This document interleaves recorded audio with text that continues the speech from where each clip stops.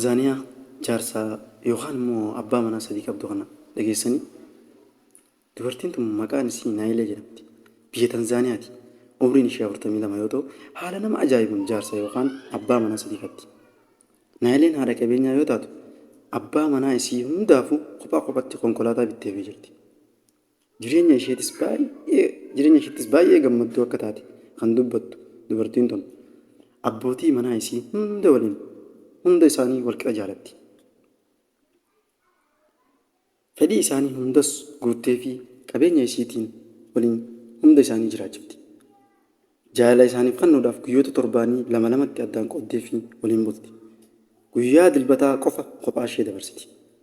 Dubartiin kun daa'ima isaan jidduu argatte kan deesse yoo ta'u, daa'imni kun abbaa manaa kamii akka ta'e wanti beekamu hin jiru. Abbootiin manaa ishee sadeenuu baay'ee ishii jaallatu. Jireenya nagayaa manuma tokko keessa wal kabajanii jaalalaan waliin jiraatu. Wanti akkanaa kun kan hin baratamne yoo ta'u, dubartiin takka yeroo tokkotti abbaa manaa tokko ol waliin yoo jiraattu addunyaa guutuu ajabjachiisee jira.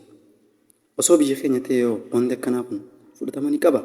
Yaada keessan koomentii jala naaf kaa'aa. Galatooma.